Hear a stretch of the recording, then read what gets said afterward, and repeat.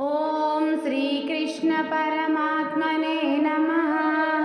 श्रीमद्भगवद्गीता अतः प्रथमोऽध्यायः अर्जुन विषाद योगः।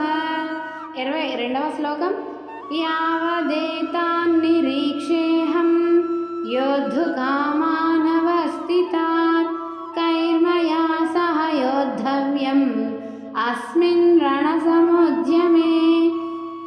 నిఘంటువు యావత్ ఎంతవరకైతే అహం నేను అవస్థితాన్ రణరంగమున నిలిచియున్నట్టి యోద్ధకామాన్ యుద్ధాభిలాషులైన ఏతాన్ ఈ ప్రతియోధులను నిరీక్షే చక్కగా చూడగలను అస్మిన్ ఈ రణసముద్యమే మహారణభూమి యందు మయా నాతో అంటే నాకు క్లై సహా ఎవరితో యోద్ధవ్యం యుద్ధము చేయవలసి ఉన్నదో అంతవరకును రథమును నిలిపి ఉంచుము.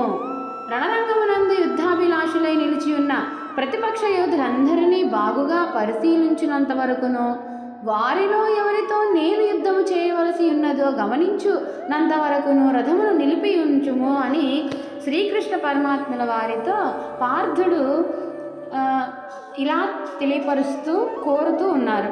యుద్ధం చేయవలసిన మహావీరుడు పార్థుడే. ఇతర వీరులందరిలోనూ అతి ముఖ్యంగా భీమార్జునుల పరాక్రమాన్ని అండగా చూచుకునే ధర్మరాజు ఈ యుద్ధం చేసేందుకు శ్రీకృష్ణుని ఆనతితో సమ్మతించారు. పార్థుడు ద్రోణాచార్యుల శిష్యులలో జగదేక వీరుడు. రాజసూయ యాగ సందర్భమున భూమి అందరి రాజులందరినీ జయించిన ధనంజయుడు. పరమేశ్వరుని గూర్చి ఉగ్రమగు తపస్సు చేసి పాశుపతాస్త్రమును సాధించిన మేటి విలుకాడు. అన్నిటికీ మించి ఉత్తర గోగ్రహణ సమయమందున కౌరవ యోధులందరినీ జయించిన ఏకైక పరాక్రమశాలి. అందుచేత తనతో ఎదుటి పక్షం నుండి యుద్ధము చేయటకు అభిలాష కలిగి ఎవరు సిద్ధంగా ఉన్నారో అలాగే తాను ఈ యుద్ధంలో ఎవరితో తలపడవలసి ఉన్నదో ఎదుటివారి బలం ఎంతో ఏ ప్రతిపక్ష వీరులు ఏ స్థానములందున్నారో చక్కగా పరిశీలించి తెలియవలసిన ఆవశ్యకత ఉన్నది.